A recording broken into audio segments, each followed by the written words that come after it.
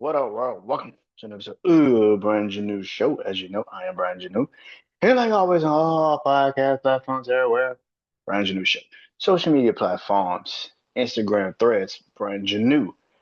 Facebook, The BrandonJaneauShow. And of course, TikTok, BrandonJaneauShow.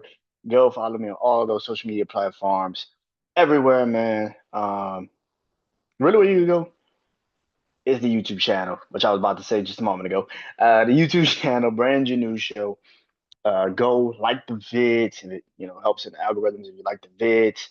Um, um, yeah, like the vids, man. Comment. I try to comment back on the comments I do see, so definitely.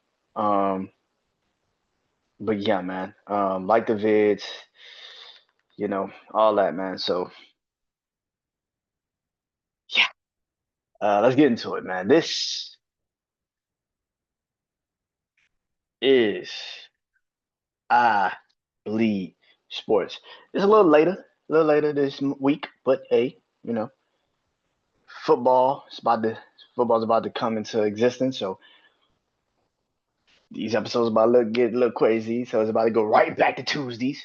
When you have no football, no Saturday, no Sunday, no Thursday. You know what I'm saying? Of course, about to get back to doing my show with my brother Juan for the NFL season. So that's coming soon. But yeah, so tonight I'll be doing another ranking of my football of my NFL players. It's my top 10 running backs, but also I'm going to talk about the NFL, and I'm gonna compare and contrast. The ones we got right and the ones we do not. So I'm gonna talk about that. Of course, like I said, football is around the corner, not just NFL. Of course, tonight preseason starts officially tonight with week one. Bunch of preseason games today, tomorrow, Saturday, and Sunday. First week of preseason is officially here. Let's get into it, man. Of course, college football is also around the corner. August 30th is college football. I think even before then, I think it might be week zero. They got now week zero. I don't know when the fuck that started, but week zero, I think they got a couple games on week zero, maybe like a week before the actual eventual season starts. Um, but that's coming soon. Um, and I got some college football I want to talk about tonight, so that'd be also tonight. So, but let's get into it, man. Um,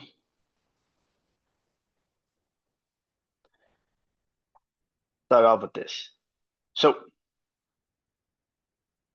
Luka Doncic. Luka Doncic has officially re-signed.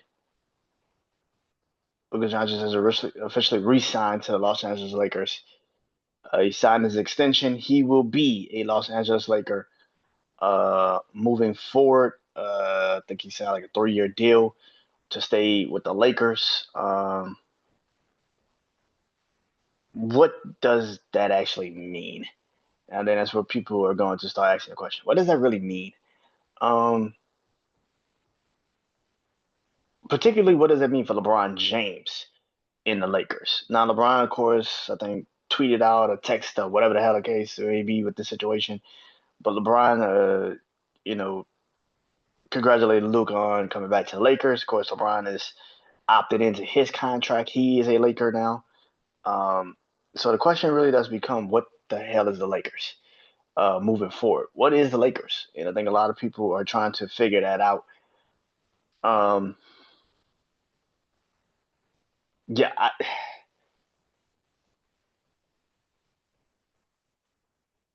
what does this mean?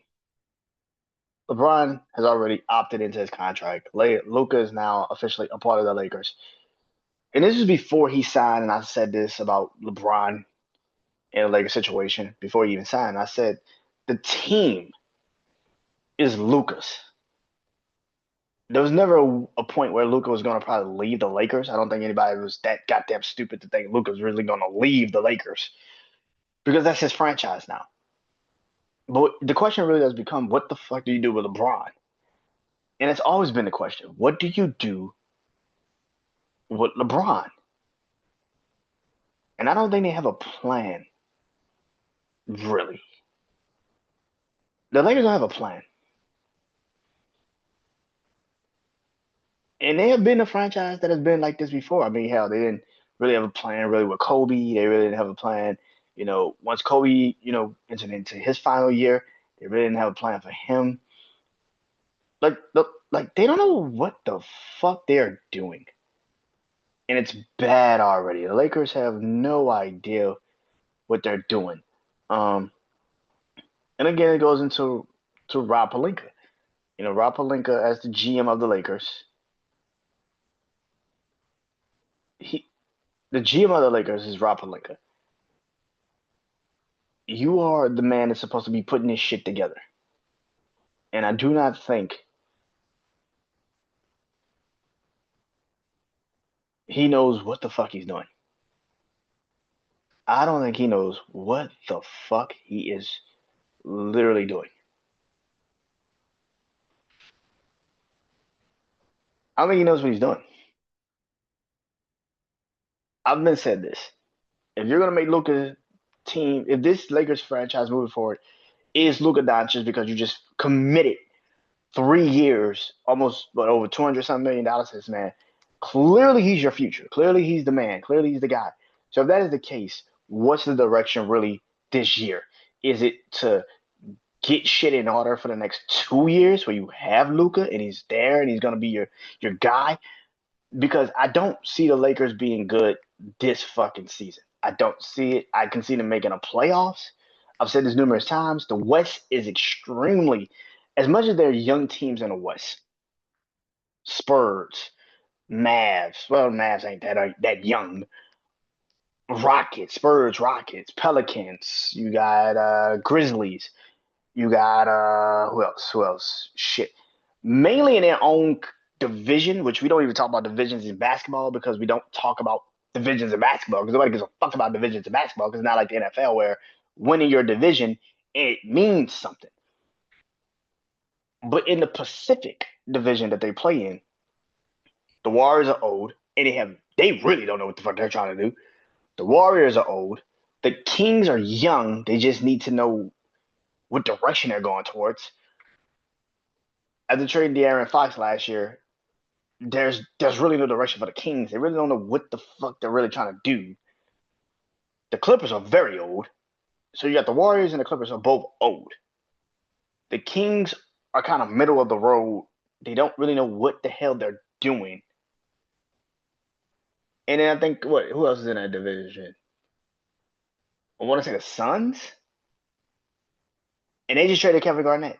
I mean Kevin Garnett. Oh Lord Jesus. Kevin Durant. And they just traded Kevin Durant for Jalen Green and Jalen Green.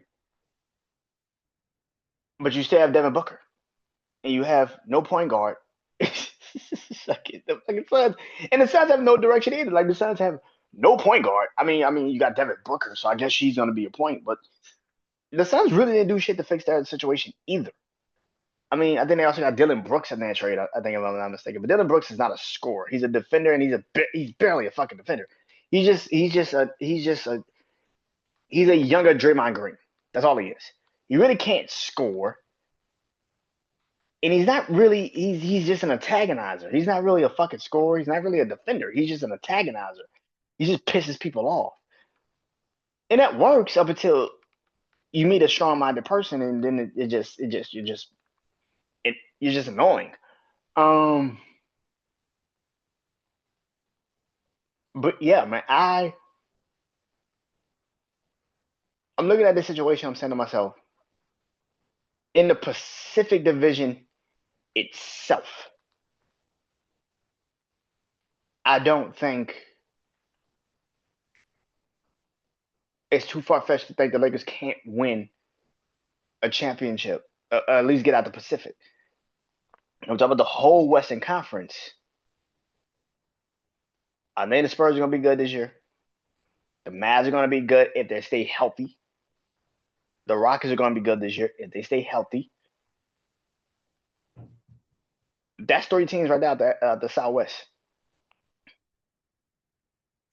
That's three teams right there at the Southwest. Not to mention maybe Memphis if Ja Morant is healthy and stays on the court with Jared Jackson Jr.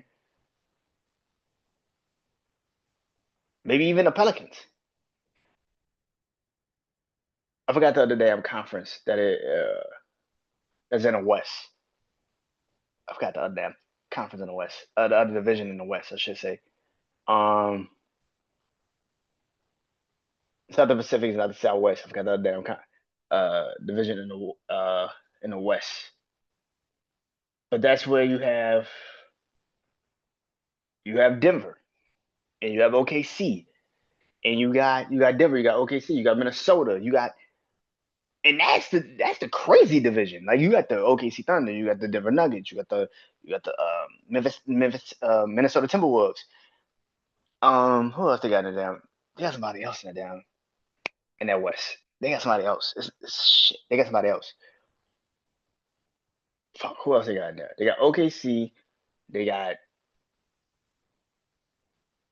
It's not the Atlantic because the Atlantic is in the East. Atlantic, Southeast, and the Central. You got the Pacific, the Southwest. I forgot the other damn division in the West. At the time, y'all remind me when this comes out. But you got the Denver Nuggets, you got the Thunder, you got the Minnesota Timberwolves. Uh, you got like two other teams I can't fucking think of right now. You got like two other teams I can't fucking think of right now in the West in that division. That's pretty good too. So it's like damn. It's like damn. You know what I'm saying? Like damn. That's what I'm saying. Like the Lakers need to figure out who they are and what the fuck they're doing. Are you? And this is why I keep saying about the Warriors, teams like this, the Warriors, the Clippers, teams like this. If you're still thinking about winning a championship, then make it about trying to win a championship. The young kids, the young guys you have, like Jonathan Kaminga, you keep trying to pay him, and he's like, I don't want to be here. Trade him. Go find some veteran player that would come in and fit you guys right away. Go find it. Go find somebody that would take the deal. Go call up Brooklyn. Go call up Orlando. Go call up Chicago. Go call Chicago. See if you get Vucevic. Call Chicago. See if you get Nikola Vucevic. But this, I don't want to fully commit to the championship shit. It's crazy to me. Same thing with the Lakers. The Lakers and the Clippers and all them. At least they are now a little bit more like we're gonna go for a championship. And if this don't work out, then we'll figure it out from here. The Lakers situation is a little bit more weirder than that. I don't know what the fuck Lakers are really trying to accomplish with the situation. I have no clue. But I will say this, and that is that the Lakers have re-signed Luka. The one problem with the situation with the Lakers is whose franchise is this? We know watching this, it's Luka's, but you're still bound by LeBron James being there. So and like I said, you're not going to trade him because nobody's going to really take him at this point in his career. It's not like you're bringing him into this team and getting a NBA championship if you trade for LeBron James. That shit ain't happening, especially if he goes to a young team. You know how much shit you probably got to give up to go get LeBron James, even at this stage in his career? Because the Lakers are not going to settle for anything less than, let's say he goes back to Cleveland. All right, well, I'm not trading LeBron James if Evan Mobley's not on the table at first. If Evan Mobley's not even in the conversation, or Darius Garland, if they're not in the conversation, I'm not even talking to you. I'm not even picking up the goddamn phone. I ain't even picking up the fucking phone. What's another one? They're like, oh, Dallas.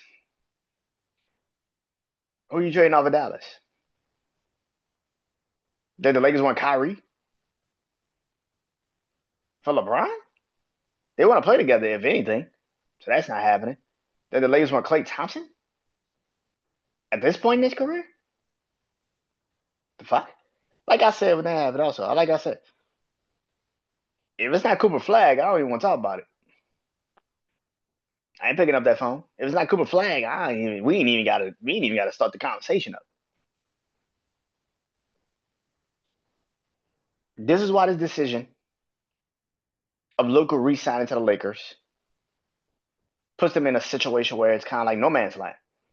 Yes, for 3 years you got Luka, but for 1 year you have Luka and LeBron. So you have to figure out what direction are you really going towards, because this season can get off the rails very goddamn fast. And now you have the question, okay, we gotta flip some shit. We gotta get rid of some shit. We gotta change course. How do you change course? How do you change course? You're not trading LeBron. LeBron's not going to a team that he can't win with. And the team's not going to trade for LeBron if I got to give up too much shit to get him. So where you at with it? So Luka's still a Laker, but what does that mean really for the Lakers? Because LeBron is still there. And at the end of the day, until you formally commit to saying this is Luka's franchise and we don't give a fuck what LeBron is talking about, either you play or you retire. Like I said a couple weeks ago, either you play or you retire. I don't give a shit.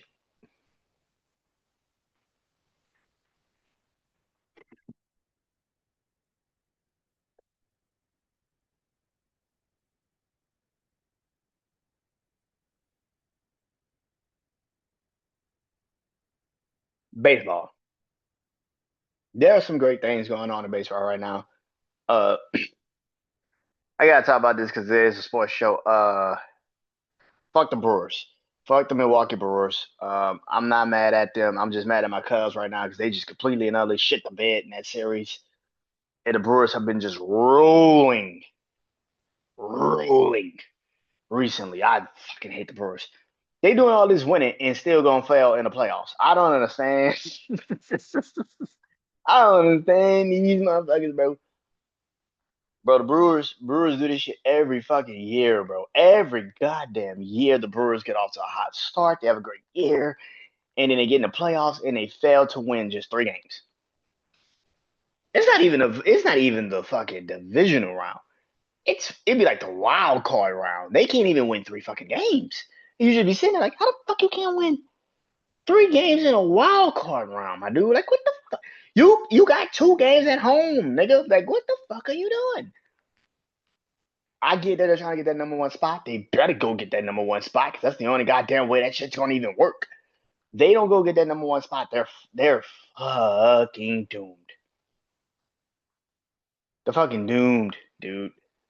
If they do not get that number one spot, they're fucking doomed. Because if they gotta play in the wild card again, oh my god, they're gonna be fucked. They gotta play in the wild card, they're done. They're screwed. They're not gonna make it out. So congratulations, they got the 70 wins, and that's great, and I'm happy for them. But again, the Brewers are one of those teams that, like every team at certain points, they win the division so many times. You get to the point where it's like, I know you can win the NL Central. That's not the fucking problem. I know you can win the NL Central. It's when you get in the playoffs, you lose to the Padres or you lose to the Mets, and you just sitting there like, how the fuck you lose to the Padres in the Mets? Like, what the fuck were you doing? That's my problem with the Brewers. It's not that they're not good in the regular season. Everybody knows you're great in the regular season. It's when you get to the postseason and you shit the bed. And I know I'm probably have some Brewer fans being like, "Oh man, you just hating." Nah, I'm being honest, and you can tell me I'm being honest because there's no way in hell you've seen all these years with all the teams that the Brewers had in the last decade, all these wins, all this great success in NL Central, and they still can't win a playoff series. Not a game, a playoff series. This wild card situation has fucked the Brewers the most because they have to actually win 3 games. They actually have to win. Yeah. And they'll lose the first game of the series in the wild card, win the second, and then get blown out in the last game. How the hell you get blown out in a baseball game? But they get blown out in a baseball game. Anyway, I want to talk about these two teams from New York, the Mets and the Yankees. Both teams feel like they're right there. Like all they need is a little bit of the kicking ass. Of course, ESPN is going to cover these two teams because they're in New York. I want to talk about both of these teams and see which team actually has a chance to actually win the division that they're in. For me, the Mets and the Yankees are kind of a telltale story of each other. They spend a lot of money. The Mets now have a new ownership group, and they now have a lot of money that you know shit they bought. They signed Juan Soto this year from the Yankees. Bought him to the Mets. They've done a lot of great things. They've signed a lot of people in the last couple of years. They even made the NL championship game last year against the Dodgers. The Mets are an intriguing team. Now they're in the NL. They're in the NL East. I think they're behind the Phillies. The Phillies lead the NL East at this moment. Whereas for the Yankees, same thing. They spend money like it grows on trees, literally, because it, you know. But they spend money like they grow on trees. They lost Juan Soto during this offseason, but they still figured out a way to get themselves going. The Yankees are now behind, I think, not just the Blue Jays, who were leading the division last time I saw it, but the Red Sox are on a hot streak right now. And the Yankees are trending fucking down. They've lost like 5 straight games.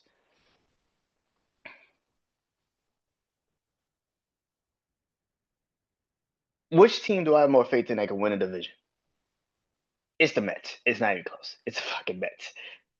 It's the Mets. I don't think the Yankees have a chance to actually win the NL East. And it's not because they're not good. I just think the Yankees are falling into the same pit that every team falls into. When you've been on a wheel for so long, eventually teams start to catch up to you. The Blue Jays have always had somewhat of a good team. They just could never put it together. And right now the Red Sox are just rolling. I don't know what the fuck is happening to the Red Sox. I thought the Baltimore Orioles would be better than they were coming into this season. I thought the Baltimore Orioles would be way better than they are right now. I actually thought the Baltimore Orioles would be leading the NL East and not the fucking Toronto Blue Jays. Even the Tampa Bay Rays, I thought would have at least somewhat of a fight, in this season. But the Red Sox and the Blue Jays are both right there. But for the Mets, they're in an easier division. The Braves struggled early, and they're still trying to catch up to these guys. You got the Braves struggling real early. You have, of course, in the NL East, outside of the Mets, the Braves, and the Phillies. Who else in the NL East? Shit. Oh, Miami, the Marlins. Fucking last time you saw the Miami Marlins be good. Fucking last time you saw the Miami Marlins be good. Fuck. Um, what's the other fucking team in the NL East? The Phillies, the Mets, the Braves, the Marlins. Got the other fucking team in the NL East. You see what I'm saying?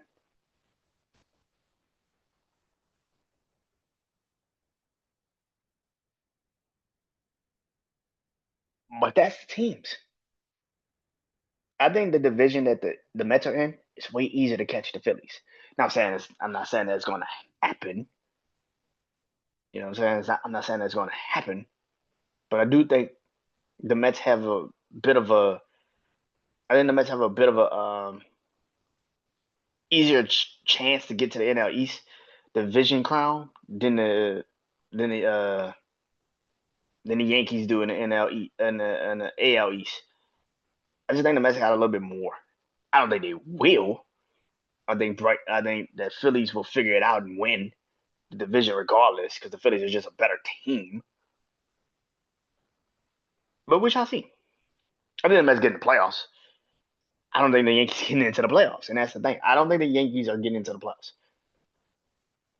If you look at the AL, you have, like I said, the Red Sox are hot right now.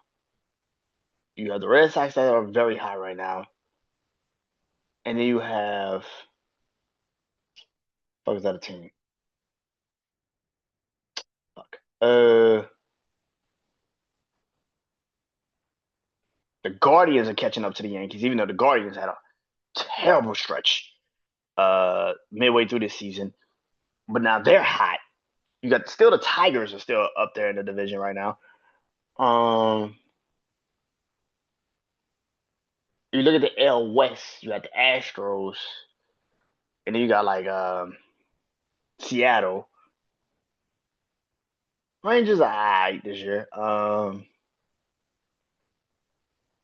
Yeah, but the Red Sox with the first one, the question really does become is like what happens in the AL um Central, really. And that's really what it is. What is in the AL Central? What is going to happen in the AL Central? And so that's kind of where my biggest question goes for the Yankee situation. What happens with the AL Central? But yeah, college football. But we already know in college football there are two, and I mean literally two conferences, two conferences that are the most talked about conferences in college football: the SEC and the Big Ten.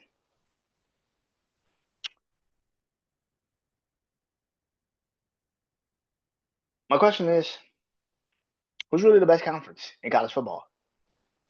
For the SEC, you got your tried and trues, the Alabamas, the Georgias, the LSU's, the Ole Misses, um, Ole Miss, Florida, uh, Texas A&M has been there for a decade now. Missouri's been there for a decade now. You got your tries and trues. You know your teams that's been there for a very long time, that dominated for a very long time, done some amazing things. Then look at the Big Ten. The Big Ten, you have Ohio State, obviously national champions, Michigan, former national champions, and then of course Penn State, Oregon, Washington. Um, who else? Penn State, Oregon, Washington. Um, you got Iowa. You got Iowa. You got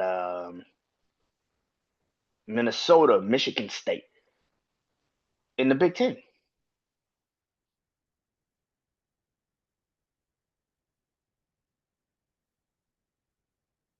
So what does that really mean? What does that really mean? Which conference is the best one? And of course, you got Texas and Oklahoma now in SEC. Um, so that brings a little bit more interesting fanfare to that. Who's truly the best conference? If you go off of recent impact, you would say the Big Ten. Big Ten had literally the last two national champions, Michigan and Ohio State. Ohio State last year, coming into this season, Ohio State's the champ. Michigan before them.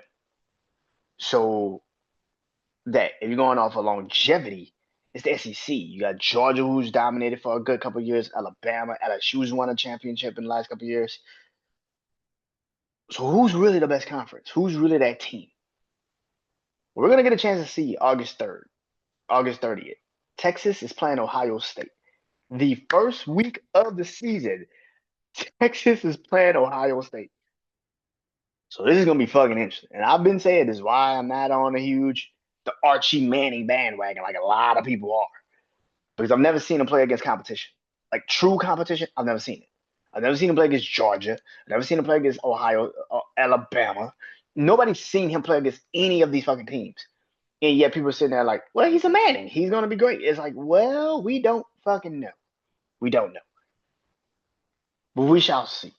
Um, who's the best conference?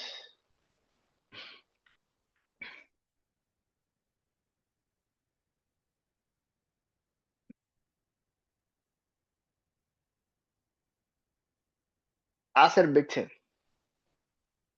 And I'm an SEC kid. I am an SEC kid. But I said a Big Ten. The reason why I go with the Big Ten, is because even though I don't trust half of those teams in the Big Ten to actually win a championship,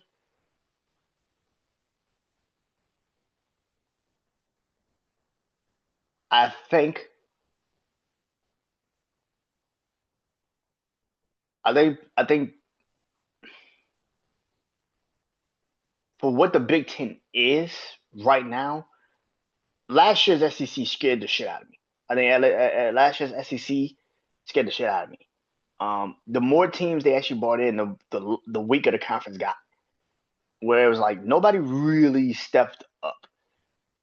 You had your Georgias, you had the Alabamas, you had your Texas, and that was about it. Ole Miss kept falling to the wayside in certain games. LSU just sucked last year defensively. It was just not even close. Um, yeah, the SEC was just not good last year. You had Vanderbilt come out of nowhere and actually was good. You're like, what the fuck, Vanderbilt? The fuck was Vanderbilt good? You just sitting there and you're just waiting. Texas A&M had moments where it just wasn't good last year. They got literally destroyed by Notre Dame in the first game of the season. It's just I'm looking at this situation. I'm saying to myself, it really isn't the Big Ten. Most it's just the SEC. The SEC is starting to fall into the pattern of everybody's kind of the same. Georgia has a defense but doesn't have an offense. Alabama has an offense but now doesn't have a defense. Ole Miss, Ole Miss, no matter how many times they get new transfer portal players and all this other shit, they can't win in big fucking games. Tennessee, the same damn thing. They can't win in big fucking games. We have no idea what South Carolina, Texas A&M, Missouri, all these other teams will look like in actual big games because when they actually do have big moments in big games, like play against Alabama or Georgia, they fold. Maybe LSU could be good if the defense is actually good. And I don't know if the defense is going to be good because Brian Kelly has never had a good defense, especially in LSU. That is my thing about this team. And I'm looking at this team and saying to myself, it's not really the Big Ten, it's more of the SEC. I think the SEC has officially fallen into a massive problem where it's it's not parity. Like I said, like I said, Georgia has the defense, doesn't have the offense. Alabama has the offense, doesn't have the defense. LSU has the off. Well, LSU is very one-dimensional offensively, and they have no defense. Like it's just, Ole Miss can transfer all these players, make all these players come into the transfer portal, and they still suck when it matters most. So it's not really the Big Ten. It's just how bad the SEC is sometimes. The SEC just falls off a cliff. So yeah. So who's the best conference? The Big Ten, I guess. I guess. Like I fucking guess. Like Big Ten, I guess. But yeah. All right. NFL preseason starts tonight. My top 10 running backs. Now, this list comes from ESPN. This top 10 list comes from ESPN. So take this shit with a grain of goddamn salt. It's just like, take this list with a grain of goddamn. Fuck that. Take the whole bottle of salt. I don't know. It's ESPN and these motherfuckers with rankings. They suck. So bear with me if this. So ESPN's top 10 running backs have come in 2025 this is their list. Number one, they have Saquon Barkley. Okay. Number two is Derrick Henry. Okay. Number three is Jahmyr Gibbs. Number four is Bijan Robinson. Okay. Number five is Christian McCaffrey. Number six is Josh Jacobs. Number seven is Jonathan Taylor. Number eight is James Cook. Number nine is Joe Mixon. And number ten is Alvin Kamara. That's their top 10 running backs of 2025.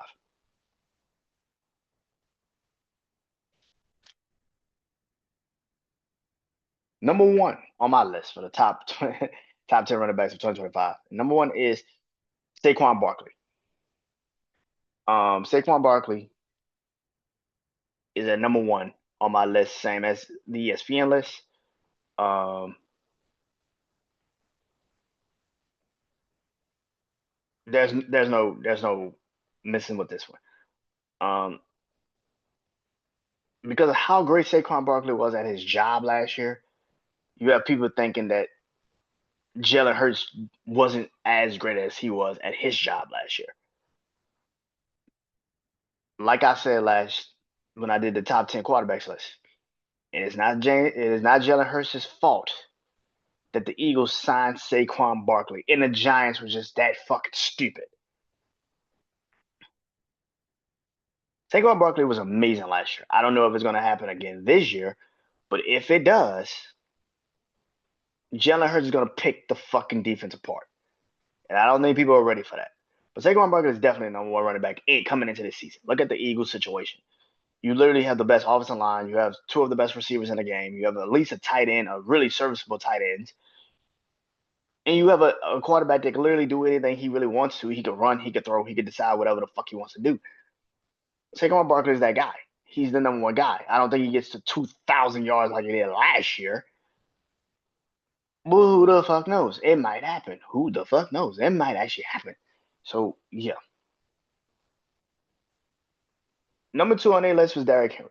Number two on my list is Jahmyr Gibbs. Now they have Jahmyr Gibbs third on theirs, and I have him second on mine. Jahmyr Gibbs, I'm looking forward to seeing what he's going to look like this year in Detroit with this new offensive coordinator. But they still have the best offensive line, one of the best receivers, two incredible running backs.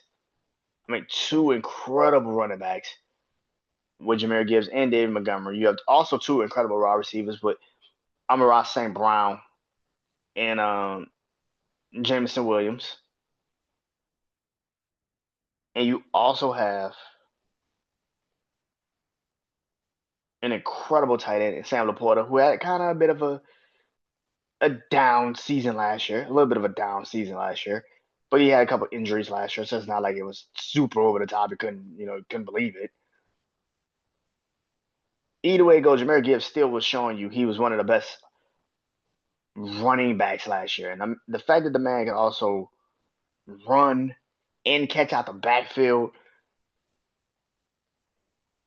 yeah, I don't know what Detroit's offense is gonna really look like with this new offensive coordinator. I think Jahmyr Gibbs is gonna be one of those guys that might have still a great season this year. So yeah. Number three is Derrick Henry. They have Derrick Henry 2. I got him 3. Um, as long as you got Lamar Jackson, that offense is gonna be scary as shit. I said it when they brought in Derrick Henry last year. I say it again. Pick your fucking poison. You want Lamar Jackson to beat you, or you want Derrick Henry to beat you? Either way it goes, somebody beating you. Somebody's gonna beat you. Pick your goddamn poison. So yeah, I got Derrick Henry third on my list. Again, I don't know how much of the season he's going to be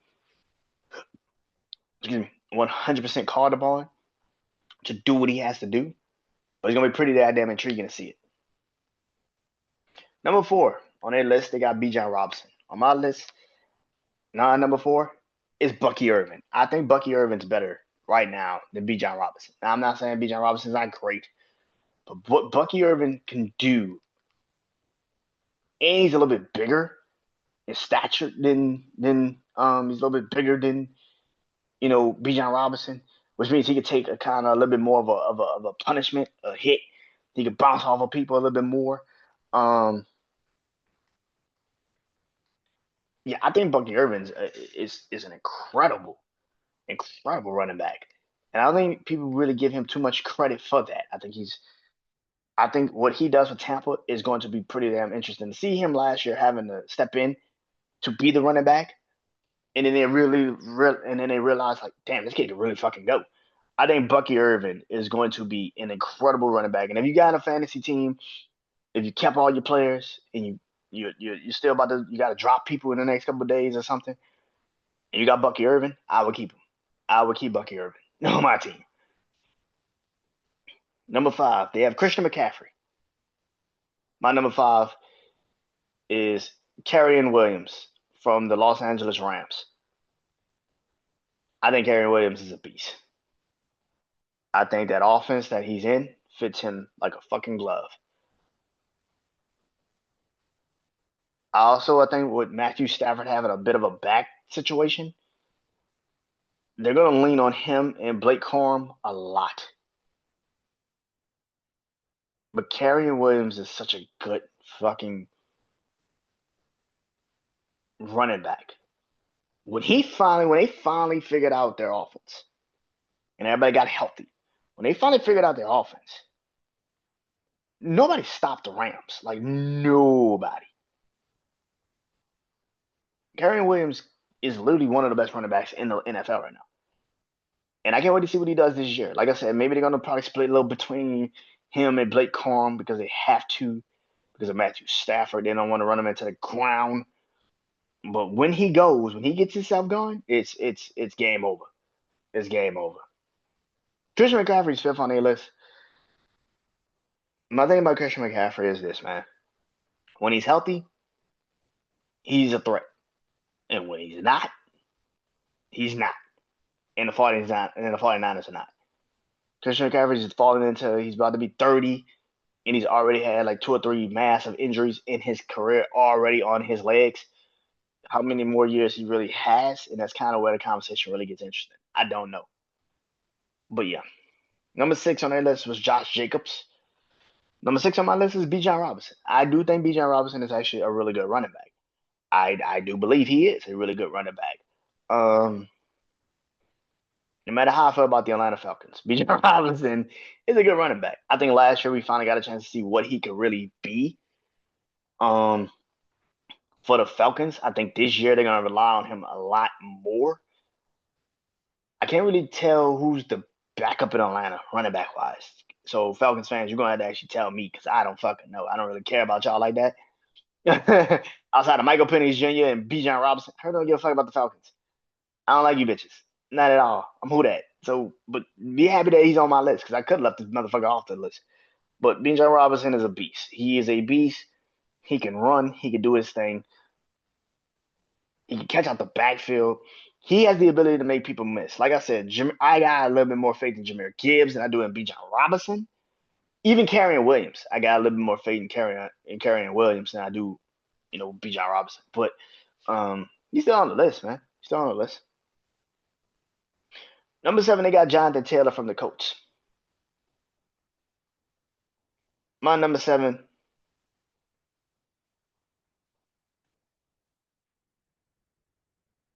is Josh Jacobs from the Green Bay Packers. Just moved him down one spot. Josh Jacobs from the Green Bay Packers is my number 7 running back. I think for what he does with the offense of the Green Bay Packers and what they need to do with that offense, especially this year, Matthew Golden being the number 1 running, Matthew Golden getting drafted there, believing in Jordan Love.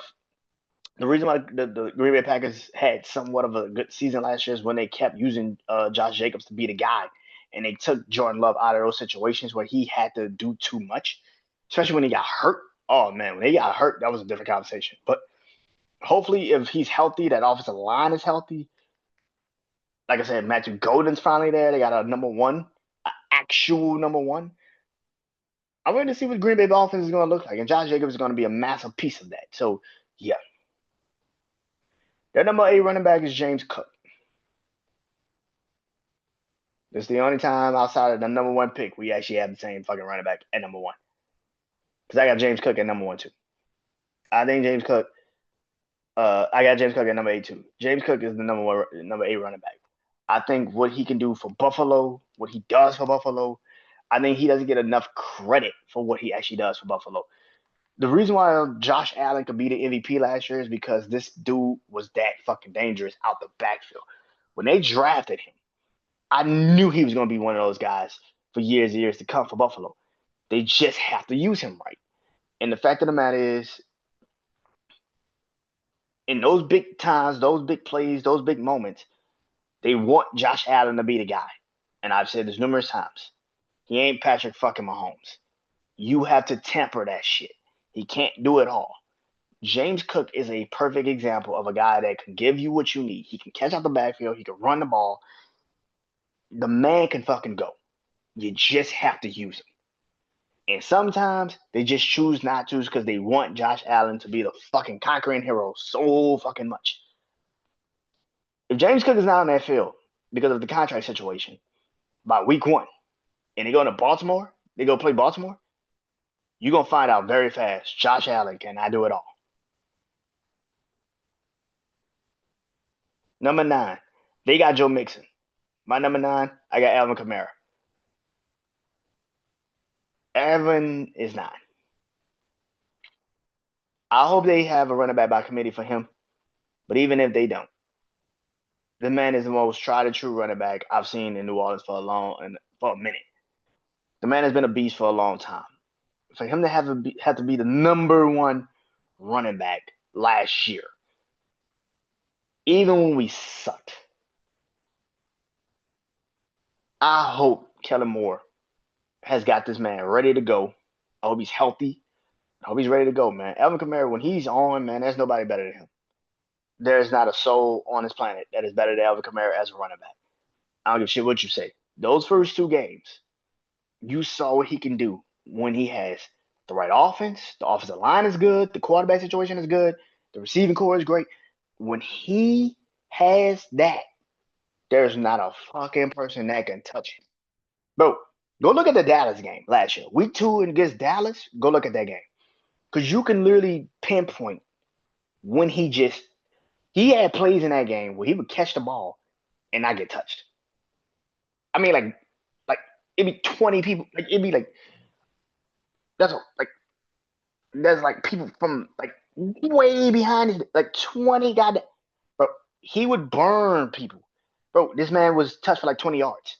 He was untouched for like 20 yards. The man would get he would be untouched for like 20 yards. Nobody could touch him. For the first 2 weeks of last year, you saw what Alvin Kamara really was as a running back. If we can stay healthy, offensive line wise, I think we have a chance. I think he goes off again this year, and I think you see it. I think you see it. And number 10, they have Alvin Kamara. My number 10 is James Conner from the Arizona Cardinals.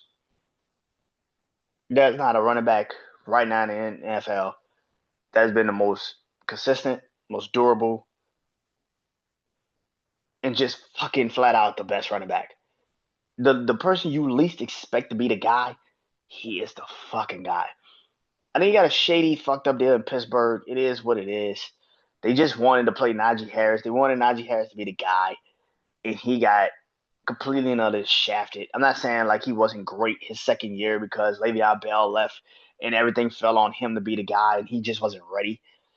But since then, since he's went to Arizona, fuck a career resurgence. That motherfucker career is beaming. James Conner is that fucking dude. If you have James Conner on your fantasy football team, I would not be surprised if you keep him. Now, I think they're going to maybe bring back him a little bit more now. They got the kid Benson that they drafted last year. I expect them to kind of temper him enough, but to the point where he still can do what he needs to do. I think James Conner is one of the best running backs in the NFL. I think people don't give him enough credit. I think people don't talk about him enough. And I think that's kind of our problem with NFL media. James Conner should be considered one of the best running backs that you've seen in years. But nobody gives him credit because he's in the fucking Arizona Cardinals. James Conner for the last like 3-4 years had literally been one of the best running backs and had the most touches in the NFL as a running back. Like, bro, this man's a fucking beast. So yeah. But that is it. Next week, we're getting closer and closer, man. To college and the NFL. Next week, be 2 weeks before my crazy six. My crazy six. My games of the weeks, game of the week and everything. It's coming soon for college, so stay tuned for that. So yeah. But until then,